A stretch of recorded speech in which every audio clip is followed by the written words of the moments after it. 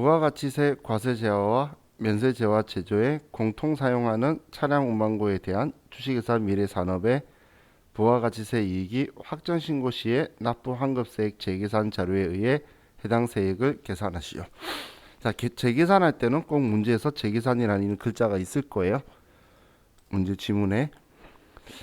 자, 그럼 취득은 2020년 2월 달이고 취득가액은 2천이고, 자, 2020년 1기에 샀는데 이때 면세 비율이 몇 퍼센트죠? 이때 면세 비율이 40%죠. 그죠? 그리고 2020년 2기 면세 비율은 50%죠. 자, 이거 항상 계산해야 되고 할 수 있어야 돼요. 별로 어렵지 않죠. 시험 때 숫자 어려운 숫자 안 줘요. 어려운 숫자 안 주니까. 자, 그럼 5% 이상 차이가 나죠. 그리고 이때 취득한 거니까 그럼 이제 재계산을 할 거예요.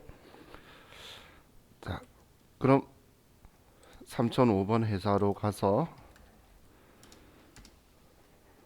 자, 공제받지 못할 매입세 명세서에서 10월부터 12월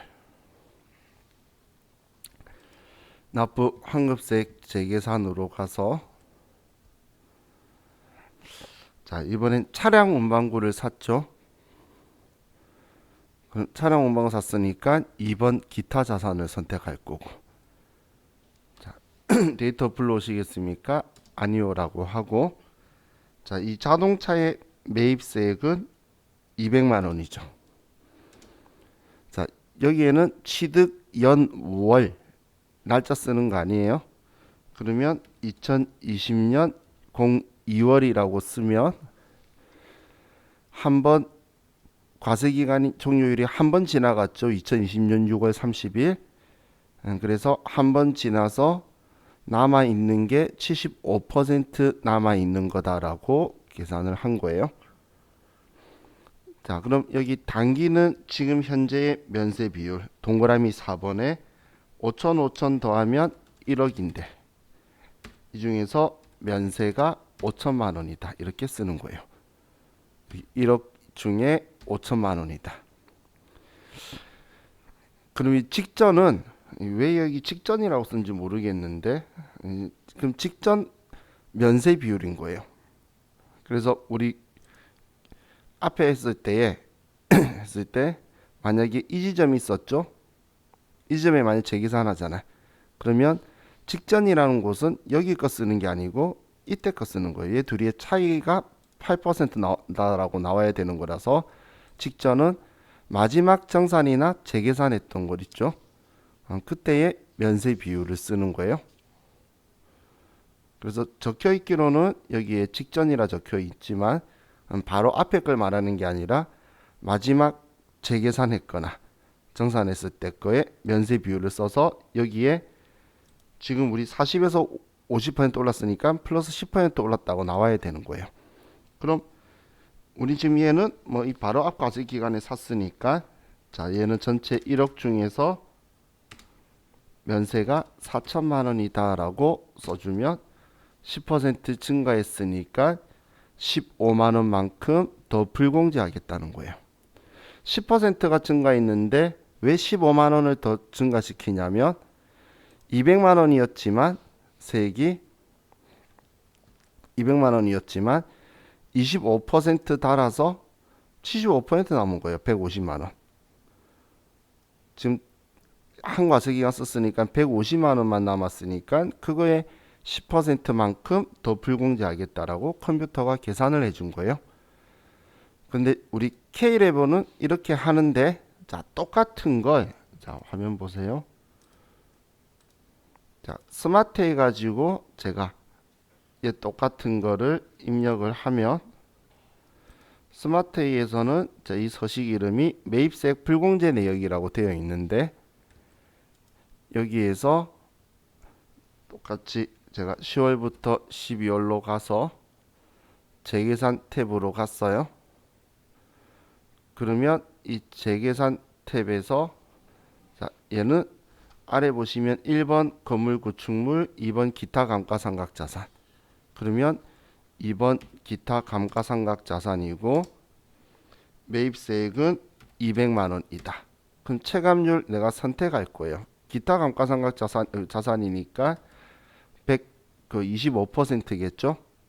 그러면 3번 경과된 과세 기간 수도 여러분이 세야 된다라고 했어요. 그러면 2020년 2월이니까 6월 30일 하루가 지났죠. 한 번. 그리고 증가 또는 감소된 비율 이야기했을 때에 우리는 지금 문제에서 40%에서 50%로 10% 증가했잖아요. 그럼 그 증가했다라고 여기에 10%라고 써서 15만 원을 내는 거예요. 그래서 직접 이렇게 쓰는 방식으로 되어 있기 때문에 어느 게 좋다고 말은 못해요. 왜냐면 얘는 그 원리 모르면 어렵지만 K랩은 또 거꾸로 이것 때문에 실수를 해요. 세무일급에서는 얘 때문에 실수 많이 하는데 근데 얘는 또 계산을 안 해주죠. 그래서 여러분 직접 하셔야 되니까 이것도 기억하셔야 되고 과세기간 종료일 수로 세라고 제가 말한 이유가 이거 직접 세셔야 되니까. 그리고 면세 비율 계산할 수 있어야 돼요라고 말한 이유가 이거 직접 계산해야 되거든. 플러스 마이너스로. 지금 여기에 제가 쓴 것처럼 이런 식으로 계산을 해서 직접 여기에 써주는 거예요. 면세 비율을 계산을 해서. 그래서 우리 세무사의 시험도 뭐 어떤 거는 얘네 다 생략하고 여기만 쓰라고 우리 뭐 세무일급에 나오기도 해요. 근데 세무일급에는 그렇게 어렵게 안 나오니까 이런 식으로 나올 거예요. 그럼 지금 여기에 알려준 이 내용도 같이 기억을 좀 하셔야 되겠죠. 이 내용들. 자, 그럼 우리 이제 교재 다음 페이지로 가서 자, 이 문제를 다시 또 풀어볼 건데 자 여기 고정자산에 대해서만 한다라고 했죠. 그래서 시험에서는 장난친다고 원재료나 토지 같은 거 집어넣을 거예요. 그 원재료나 토지는 감가상각 안 하는 자산이죠. 그죠? 그렇기 때문에 재계산 대상이 아니에요. 자, 그럼 이제 우리 회사 7700번으로 바꾸고 교재는 다음 페이지에 자, 문제를 보면 다음 내용을 토대로 1기 확정 부가가치세 신고 시 납부세액 재계산을 하여 공제받지 못할 매입세입명세서를 작성하시오. 2019년 2기 부가가치세 신고 기간까지 재계산은 정상적으로 반영되었다고 가정한다. 19년 2기 때 이때 다 했다라고 하면 이 비율로 가지고 있다는 거고 자, 내용에서 기계장치, 건물, 원재료 그럼 원재료는 여기 재계산 대상 아니니까 제외하고 자 그리고 자 얘는 50%고 그죠? 그리고 자 2020년 1기는 몇 퍼센트죠? 47, 28, 70%다 그죠? 그래서 20% 증가했네요. 우리 면세 비율 구할 때 이렇게 하는 거예요. 면세 28이죠. 28 나누기 얘 둘이 합치면 40. 그러면 0.7 나오면 70%. 지금까지 했던 그거잖아. 둘이 합친 거 총 분모에 두고 분자에 면세 둔 걸 그냥 계산할 때 그렇게 하라는 거예요. 면세 나누기 둘이 합친 거. 그럼 공 자르고 하면 금방 나오니까. 자, 그럼 기계장치 공장 건물 따로따로 8월달, 6월달 샀네요. 자, 그럼 공제받지 못할 매입세입명세서에서 1기 확정 4월부터 6월. 자, 재계산 탭으로 가고 자, 먼저 기계장치는 기타 자산이고 기계장치의 매입세액은 200만 원. 취득은 2019년 8월. 그리고 당기는 2020년 1기 총 합치면 4억이고 4억 중에서 면세 비율은 2억 8천만 원이다. 다음 얘는 뭐 전기에 샀으니까 전 과세기간 샀으니까 총 4억 중에서 면세는 2억 원이다. 그래서 20% 증가해서 30만 원 더 불공제하겠다는 거고. 다음 공장 건물이 있죠. 그럼 1번 건물 세액은 1천만 원이고 취득은 2019년 6월. 자, 실수로 여기 날짜를 쓰면 다시 기회 안 주니까 얼른 지우고 다시 쓰세요. 그죠? 과세기간수 세는 게 불편할 수도 있잖아. 그죠? 자, 그럼 단기 거는 똑같이 4억에서 2억 8천이고 직전은 지금 직전 과세 기간에 재계산을 정상적으로 반영했다고 했으니까 그럼 직전 과세 기간하고 차이를 써줘야 되겠죠. 그러면 얘는 180 이렇게 하고 저장하면 이번 거 입력이 끝나는 거예요.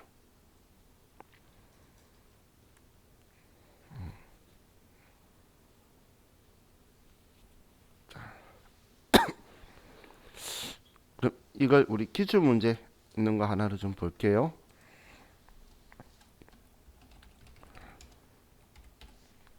556페이지.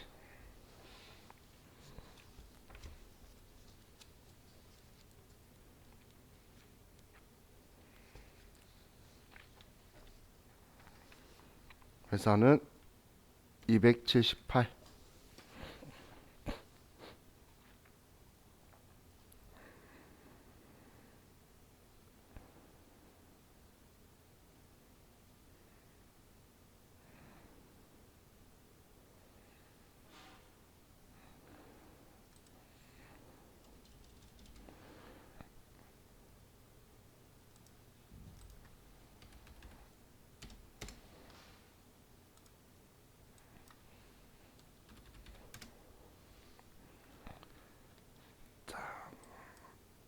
문제 볼게요. 556페이지 278번.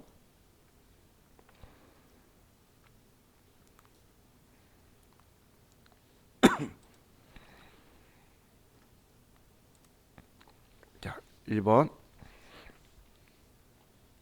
당 회사는 과세사업과 면세사업을 영위하는 겸업사업자이다.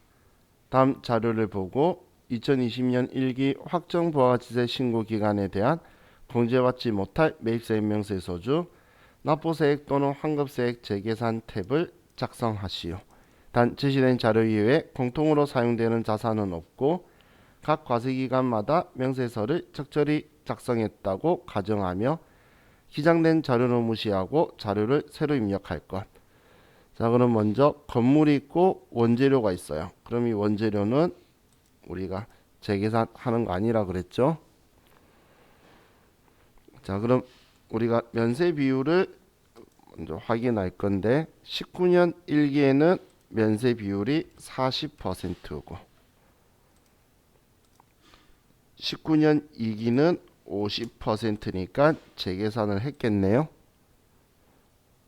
그리고 2020년 1기는 면세 비율이 8억 중에 2억이면은 25%죠. 그죠? 그러면 우리는 얘 둘이의 차이 마이너스 25%를 내야 되는 거네요. 그죠? 그럼 이제 단기, 직전기 이렇게 쓸 거예요. 단기, 직전기 이렇게 쓸 거고. 자, 그럼 이제 공제받지 못할 매입세 명세서 재계산 탭으로 갈게요. 일기 확정.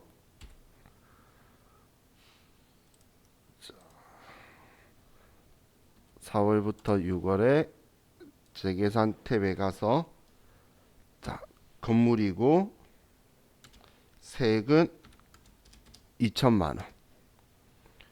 취득은 2019년 2월 달에 했고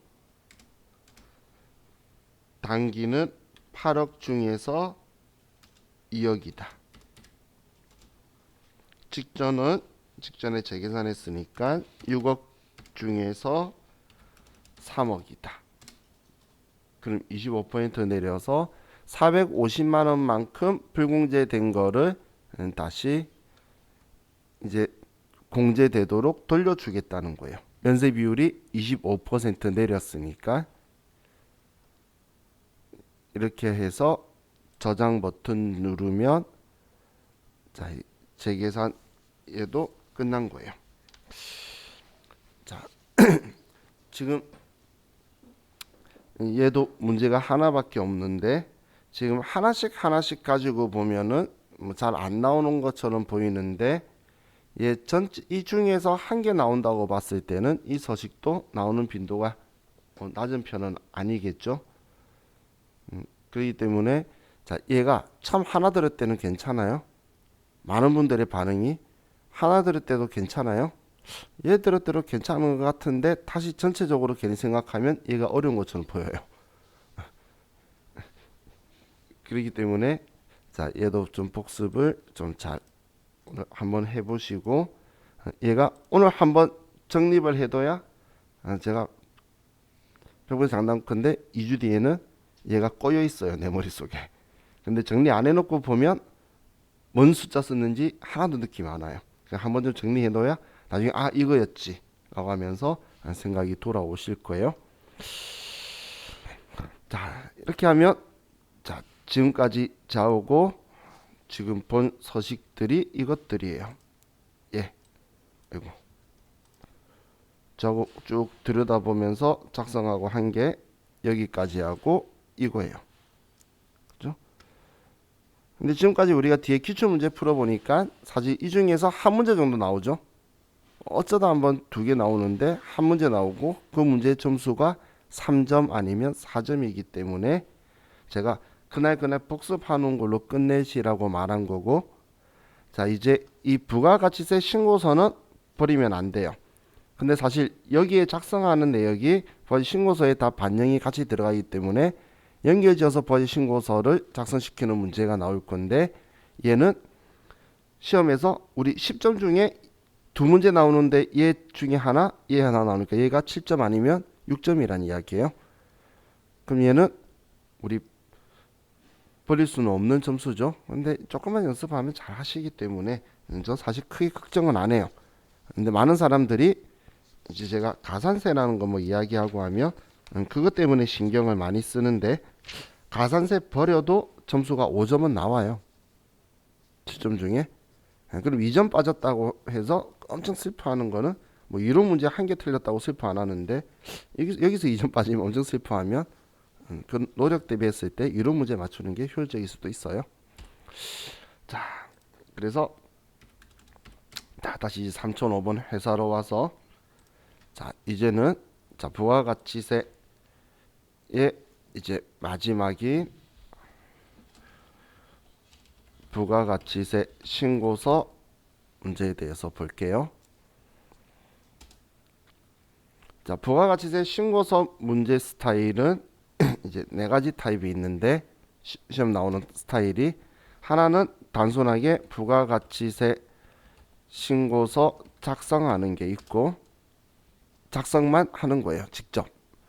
하나는 이 부가가치세 신고서 작성하는 건 베이스로 여기에 부가가치세법상 가산세를 넣을 거예요. 또 하나는 이제 국세기본법상 가산세를 넣을 건데 국세기본법상 가산세 중에서 예정신고 누락분 확정신고에 반영하는 타입이 나오게 될 거고, 다음 버짓신고서 작성하는 거에 국세기본법상 가산세 문제인데 확정신고 누락분 수정신고서 작성하는 게 나올 거예요.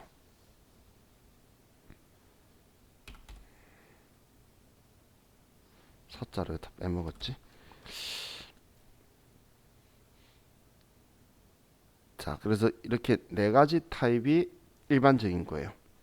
과거에는 얘가 제일 메인이었는데 요즘은 얘가 제일 잘 나와요. 그래서 신고서 작성하는 거 나오는데 이 신고서 작성하는 거에 지금까지 부속 서류의 내용들을 직접 계산해서 집어넣고 뭐 이런 식으로 이제 분위기가 지금 주체면이 조금 흘러가고 있어요.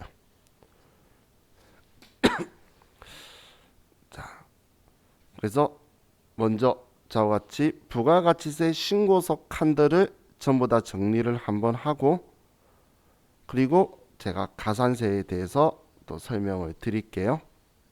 자, 이건 문제 나오는 타입이 이것 중에 한 타입으로 나올 거다 그 이야기예요.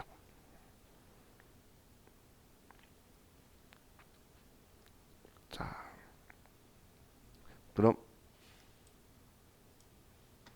부가가치세 신고서로 가서 그냥 4월부터 좀 6월로 아이고 뭐가 있네.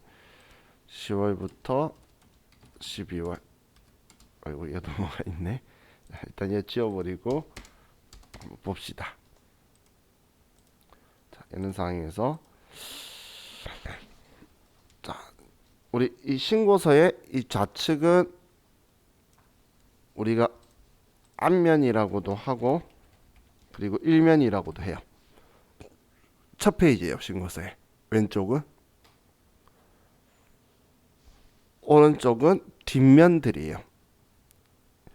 오른쪽은 뒷면들이에요. 그래서 지금 오른쪽 뒷면들이라는 건 얘도 뒷면이고 얘도 뒷면이고 얘도 뒷면들인 거예요. 그래서 오른쪽은 바뀌고 왼쪽 앞면은 메인이에요. 얘가 메인 신고서다라고 보시면 돼요. 그럼 지금 하고 있는 게 그냥 정기 신고서인데 그럼 여기에서는 합계 금액만 가지고 매출세액과 매입세액과 공제해 주는 거 가산세에서 차가감 납부세액을 낼 거고 중요하지 않고 세부 내역이 중요하지 않는 거는 뒷장들에 있는 거예요. 그래서 자 먼저 매출을 가지고 보면 자 매출은 첫 번째 나누는 게 10% 과세다 0% 영세다를 먼저 구분을 나눠요. 그리고 나서 증빙이 세금 계산서다 혹은 매입자가 세금 계산서를 발행했다. 자, 세금 계산서는 매입자가 발행할 수도 있어요. 자, 매출자가 발행을 하는 게 원칙인데 제가 여러분한테 1억 원짜리 물건을 팔고 1억 1천만 원을 받았어요. 그럼 여러분은 사업자니까 1천만 원 공제 받아야 되는데 제가 매입세 그 세금 계산서를 발행 안 해주면 여러분도 공제를 못 받을 거잖아요. 여러분 부가가치 줬는데 그럼 제가 세금계산서 발행 안 해준다고 해서 여러분들이 공제 못 받고 있는 거는 부당하겠죠 당연히. 그렇기 때문에 그런 경우에는 매입자가 거래 사실을 과세관청에 통보를 하고 매입자가 역으로 세금계산서를 발행을 할 수가 있어요. 그럼 내가 발행 안 했는데 매입자가 내 매출을 발행해 준 게 매입자 발행 세금계산서고 또 뭐 신용카드나 아니면 증빙이 없는 것들 혹은 영세율인데 세금계산서다 증빙이 없다 이렇게 구분을 먼저 나눠요. 그럼 우리 과세이용으로 따져보면 세금계산서 발행한 거는 11번 매출과세를 치면 여기에 들어오겠죠. 그리고 매입자 발행 세금계산서는 그냥 옵션으로 걸어야지 올라올 거고 기능에서 신용카드 현금 영수증 발행부는 과세 신용카드 현금 영수증이니까 17번 카드과세 22번 현금과세가 들어올 거예요. 그리고 이 기타에는 무증빙 거래나 간주공급, 간주임대료 이런 것들이 들어오는 거고 과세 유형으로는 14건별이 들어올 거예요. 여기 드러난 명령어죠. 다음 영세율에서는 세금 계산서 발급한 거면 12번 매출 영세를 선택을 하고 그 중에서 영세율 구분은 종류별로 할 거고 영세율 적용받는 거래인데 증빙이 없으면 16번을 선택해서 여기 칸에 넣는 거예요. 자 그리고 우리는 확정신고 때는 과세기간 거에서 예정신고 기간 분거 빼고 조기 환급 신고한 거 빼고 나머지를 할 건데 그럼 예정 신고할 때 빠뜨린 게 있겠죠. 그럼 빠뜨린 거에 대한 이 내용은 얘는 자, 여기로 7번 이쪽 칸에 있어요. 우측에. 그럼 여기에 입력을 하면 예정신고 때 누락한 걸 입력을 하면 여기에 있는 이 합계 금액이 여기 7번 칸 금액으로 그대로 얘가 들어오게 될 거예요. 이쪽으로 이렇게. 그래서 매출 세액만 내줄 거란 이야기예요. 과세표준과 매출 세액만 예정 때 누락한 거. 근데 예정 때 누락한 걸 쓸 때는 이때는 과세가 신용카드나 현금 영수증은 따로 나와 있지 않고 세금 계산서다 아니다만 나와 있죠. 그래서 우린 여기에 예정 누락분 중에서는 11번 매출 과세만 여기 들어올 거고 여기 나머지는 17번, 22번, 14번은 전부 다 누락분은 여기에 들어갈 거예요. 무슨 일이 있어도 신용카드와 현금 영수증이 세금 계산서와 겸상하는 일은 없어요. 다음 영세율은 여기 12번 스타일과 16번 스타일이 여기에 들어와서 얘 합계가 이쪽에 들어오게 될 거예요. 자, 그리고 이 매출세액 중에 지금 여기에 있는 이 금액들이 전부 다 세율을 부과할 대상되는 금액이었죠. 얘네들이 일일이 다 과세표준이에요. 얘네들이 다 과세표준인데 이번 신고기간의 과세표준을 물어보면 9번이 되는 거예요. 전체 합계인 거지. 과세의 세금계산서 발행한 과세표준 물어보면 1번 칸의 금액을 말해야 되는 거고 영세율 세금계산서 발행한 과세표준 물어보면 5번 칸을 말하는 거고 이기 확정신고기간의 과세표준을 물어보면 9번 금액을 이야기하는 거예요. 그럼 이제 오른쪽에 매출세액에서는 우리는 매출세액이 쭉 더해지다가 대손세액 공제받은 거 플러스 마이너스 부호 기억나시나요? 자, 대손 당했어요. 매출세액에서 더해야 돼요? 빼야 돼요? 대손 당하면, 발생되면, 상대방이 파산하면 매출세액을 못 받으니까 빼야 되겠죠? 그러면 마이너스로 들어올 거예요. 반대로 돈을 대손금을 회수하면 받았으니까 이제 내야 되겠죠? 그러면 플러스로 나올 거예요. 그리고 대손세액은 대손금의 110분의 10이니까 계산기로 나누기 11을 하면 돼요. 110분의 10이 0대면 11분의 1이잖아. 그래서 나누기 11을 하면 딱 세액이 나올 거예요. 숫자가 지저분할 때 그렇게 하는 게 빠르겠죠. 자, 그럼 이제 동그라미 가가 매출세액이 될 거고 자, 그럼 이제 매입을 가지고 보면 자, 이 매입에서는 분리하는 게 세금 계산서다, 세금 계산서 아니다로 먼저 나누는 거예요. 세금 계산서다, 세금 계산서 아니다로 먼저 분류를 나눠요. 그럼 세금 계산서에서는 일반 매입, 우리 원재료든 접대비든 뭐든 공제되든 안 되든 일반 매입에 갈 거고 고정자산 매입도 공제되든 안 되든 감가상각하는 자산인 표현이라 그랬죠. 그럼 얘가 여기에 들어올 거예요. 근데 공제되지 않는 거는 뭐 종류가 여러 가지 있기 때문에 공제되는 것만 정리해서 넣으라는 건데 그래서 얘는 이쪽에 가 있어요. 우측에. 그럼 이 우측에서 다 작성을 해서 얘 합계가 여기 14번으로 합쳐져서 얘가 들어올 거라는 거예요. 이쪽으로. 얘로 들어오게 될 거예요. 얘네들 합계가.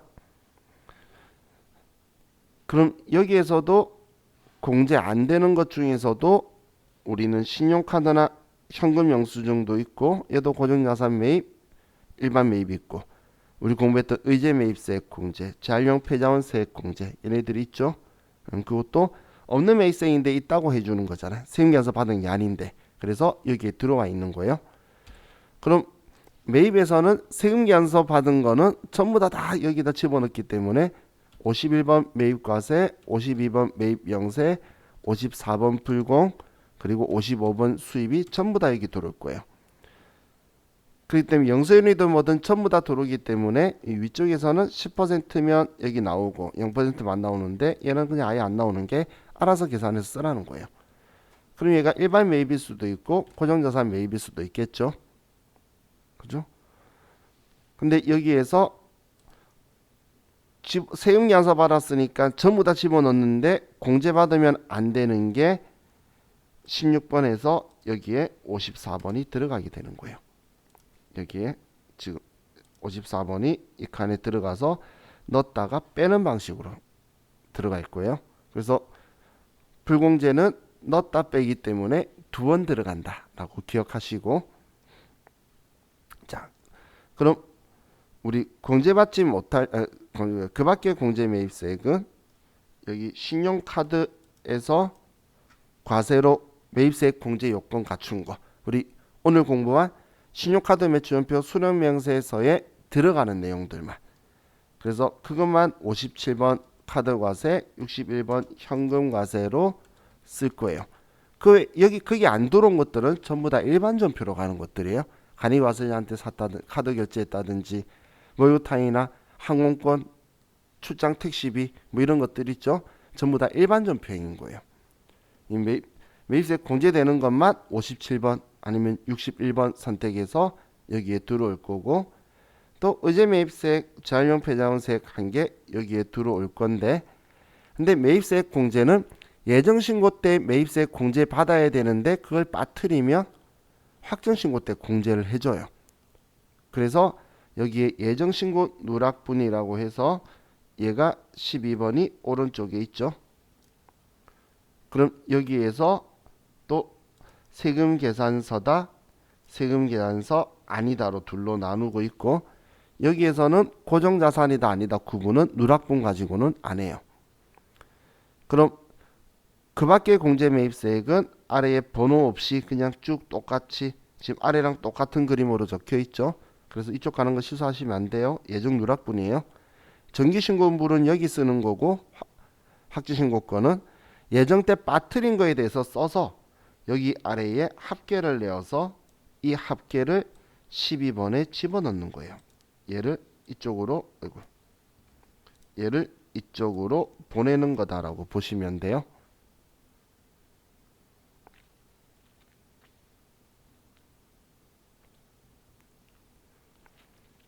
자, 그럼 여기에도 불공제가 들어오겠죠. 불공제 들어오면 여기에서 넣었다 뺀다 생각하는 게 아니라 여기 넣으면 결국은 여기 들어올 거잖아요. 그럼 여기에서 16번에서 빼는 거예요. 여기로 해서 넣었다가 여기서 빼면 어차피 공제 안 되겠죠. 그렇게 집어넣을 거다라고 보시면 돼요. 그럼 여기에서 이제 그 밖에 경감 공제 세액이 있는데 18번이 클릭이 안 돼요. 그래서 19번을 클릭하면 여기 18번에 그 밖에 경감 공제 세액이 보이는데, 자, 우리 부가가치세를 전자신고했다, 홈택스에 직접 신고했다라고 하는 건 전자신고세액 공제 대상이라는 거예요. 그럼 부가가치세법의 전자신고세액 공제 금액은 얼마죠?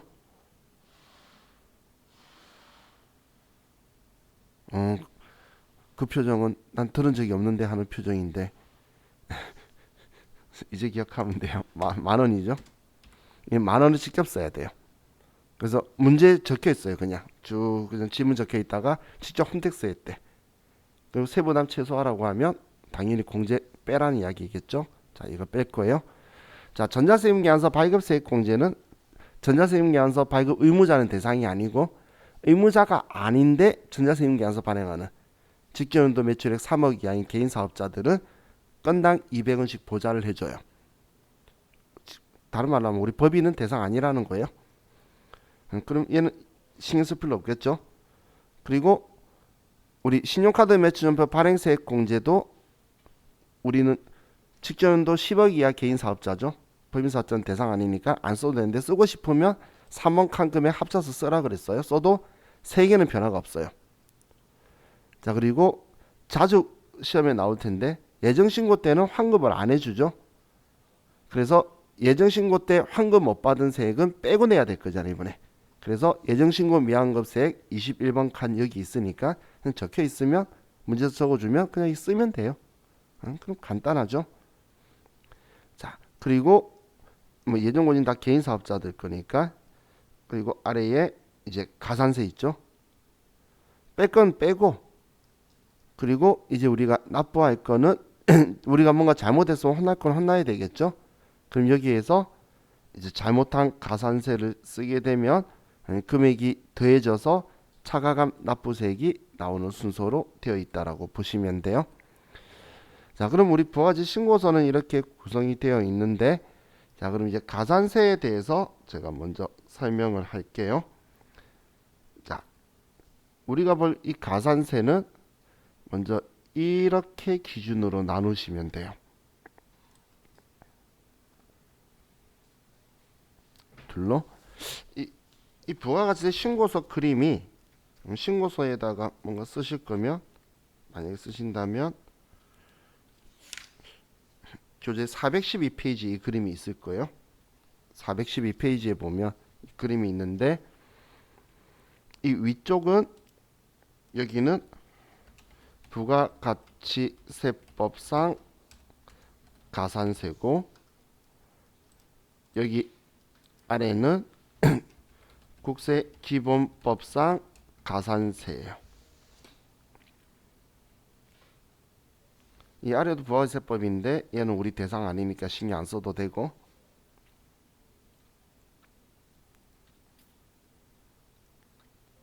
그럼 지금 여기를 기준으로 위아래 가산세가 있는데, 우리는 가산세를 두 번 맞을 수 있는 거예요.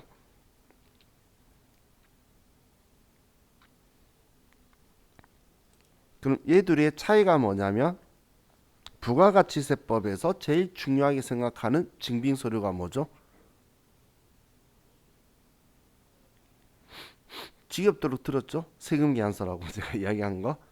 그래서 세금계산서를 적법하게 발급 전송하거나 수취하지 않았을 때 혼내지, 신용카드나 현금 영수증이나 칙수취나 이런 거 가지고는 절대 혼 안 내요. 부가세법은 부가세법상 가산세 얘 이야기하는 거예요. 얘는 세금계산서를 적법하게 발급 전송 수취했는지에 대한 가산세고, 그럼 국세기본법상 가산세는 뭐냐면, 우리 부가가치세법, 소득세법, 법인세법의 상위법이 국세기본법이에요. 이 국세기본법에서는 우리 사업자 너네들이 직접 신고하고 납부하라고 했는데, 그 신고 납부를 제대로 하지 않은, 몇 개 빠뜨렸던, 통째로 안 했던, 그러면 신고하지 않은 거에 대한 금액, 그거에 대해서 가산세를 부과하고, 그리고 그거에 대한 이자, 납부에 대한 가산세를 부과하는 거예요. 이건 부가가치세법에도 있고 소득세법에도 있고 법인세법에도 있는 거예요. 왜냐면 신고 안 한 금액 가지고 우리는 가산세를 부과하는 게 국세기본법상 가산세고, 부가가치세법상 가산세는 부가가치세법에서 중요시 여기는 세금계산서 가지고 가산세를 부과한다라고 보시면 돼요. 자, 그럼 이 가산세를 가지고 먼저 설명을 하면, 자, 가산세 중에 부가가치세법상 가산세를 먼저 봅시다. 자, 이걸 다른 말로 세금계산서 가산세라는 표현들을 많이 해요. 부가가치세법상 가산세는. 그럼 이 가산세를 부과하기 위한 과세표준은, 얘는 공급 가액을 가지고 몇 퍼센트 가산세를 부과한다라고 할 거예요. 공급 가액으로.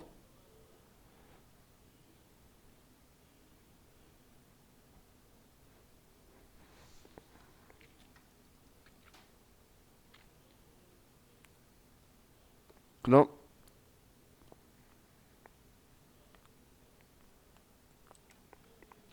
자, 여기가 부가가치세법상 가산세라 그랬는데, 자, 우리 시험에 사업자 미등록이 나올 일은 없어요. 우리가 사업자 등록 안 했대.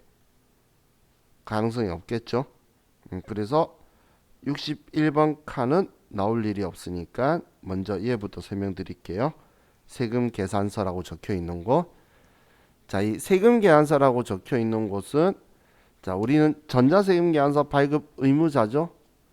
그러면 얘는 전자세금계산서 발급과 관련된 가산세예요. 발급과 관련된 가산세요. 그럼 여기에 지금 이제 우리 있는 게 지연 발급,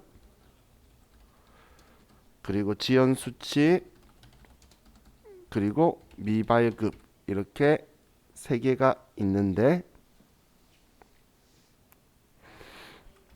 자, 가산세율은 외우는 거 아니에요. 자, 지금 제가 쓰면서 여러분들 외워야 될 거는 빨간색을 해드릴게요. 까만색은 외울 필요 없어요. 얘는 1%, 얘는 0.5%, 얘는 2%예요.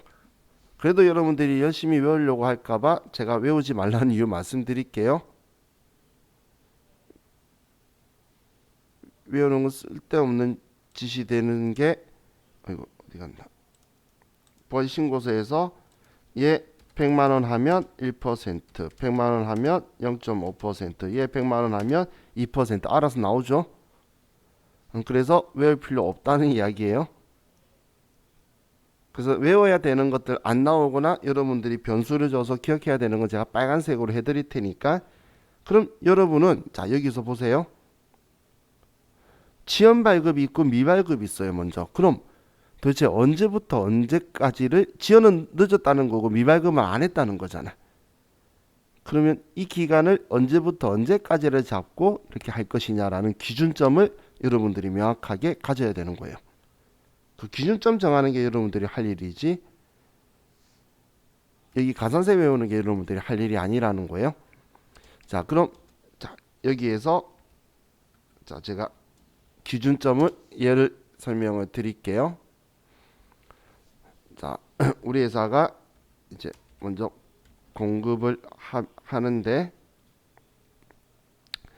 자 공급을 예를 들어 1월 2일 날 물건 공급을 했어요. 그러면 발급 전자세금계산서 발급 기한은 언제까지일까요? 발급 기한은 2월 10일까지 하면 되겠죠. 근데 10일만이 아니라 10일까지죠. 그죠? 이해가시나요? 발급 기한은 다음 달 10일까지 하면 정상적으로 발급한 걸 보는 거예요. 그러면 지연 발급이라고 하는 건 2월 11일부터 시작인 거예요. 11일부터. 그럼 언제까지 늦었다고 할 거냐면 확정신고 기간까지 7월 25일까지가 지연 발급이에요.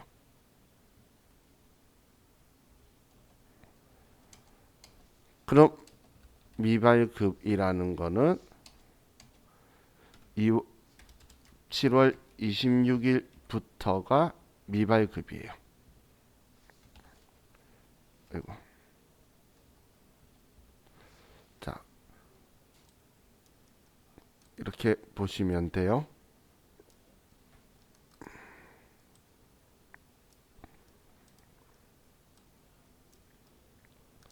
자, 그럼 또 볼게요. 6월 30일 날 공급했어요. 발급 기한은 언제까지죠? 7월 10일까지. 그러면 7월 11일부터 지연 발급인데, 지연 발급은 확정 신고 기한까지. 그러면 7월 26일부터는 미발급이라는 거예요. 이번 과세기간 신고할 때까지 들어오면 늦었다고 하는데, 과세기간 넘어가면 끝난 거예요. 그래서 발행 안 했다라고 할 거라는 거예요. 지금 이것 두 개 따지는 이유가 칼이 틀리잖아. 써야 될 거. 그래서 지금 이야기를 하는 거예요.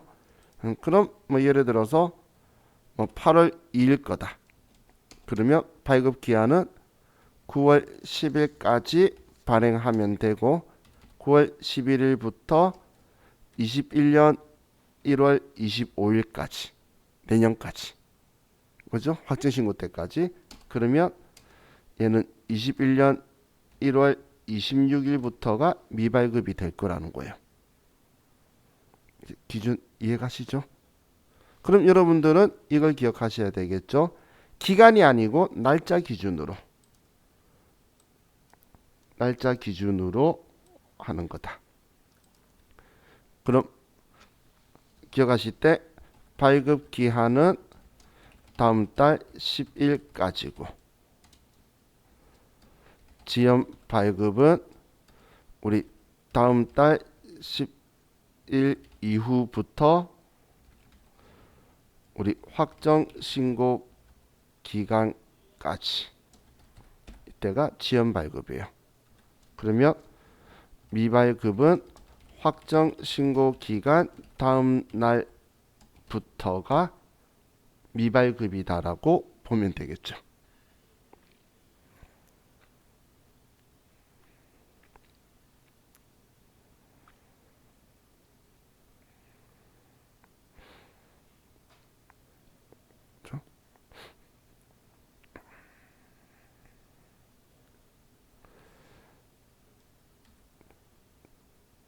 자, 그럼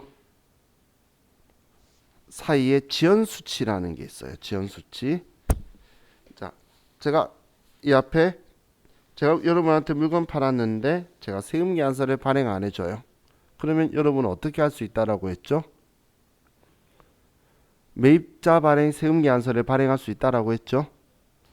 그럼 매입자도 세금 계산서를 발행할 수 있는데 그런데 매입세 공제 안 받고 세금 계산서 안 챙기고 있다가 뒤늦게 가지고 오면 매입세 공제는 해주겠지만 과세기간 안에 가지고 가야 돼요. 그럼 매입세 공제는 해주겠지만 너도 챙겨라는 의미에서 지연수치 이거에 대해서 자 우리 지연수치는 수치가산세는 다음 달 10일까지 받는 사람도 매입자도 챙겨라는 거예요. 챙기지 않으면 0.5% 가산세로 빼겠다. 공제는 해주는데 0.5%를 가산세를 부과하겠다는 게 예요.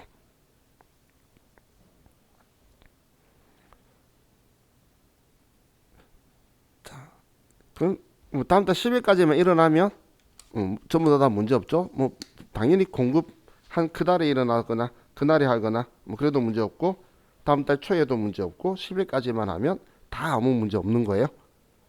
발행은. 자, 그럼 여기에서 여러분들이 이제 이 기준점을 잡으시면서 하나 기억하셔야 되는 게 자, 우리는 전자세금 계산서 발급 의무자인데 법인 사업자라서 그런데 종이 세금 계산서를 발급을 하면 그러면 가산세 1%를 부과할 거예요. 종이 세금 계산서를 발행하게 되면 우리는 가산세 1%를 부과하게 돼요.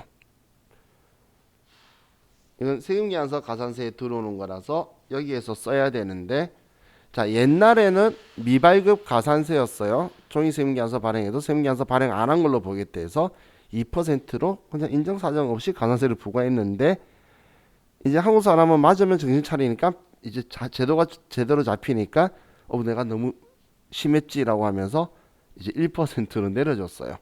그러다가 얘는 세금 계산서 발급하고 관련 없다라고 해서 가산세가 바뀌었어요. 그래서 발급 가산세가 아니고 그냥 가산세 1%만 부과하면 돼요. 자, 그럼 여러분들은 이건 외워야 돼요. 자, 이거 외우는데 자, 그럼 1%를 쓰는 방법이 두 가지가 있어요. 자, 지연 발급에 100만 원 써서 1% 나오게 해둬도 정답. 여기에 써도 정답. 미발급에 100만 원 써서 2만 원 있는 걸 만 원으로 바꿔도 정답. 둘 다 정답이에요. 과거 옛날에는 여기다 써야 됐었어요.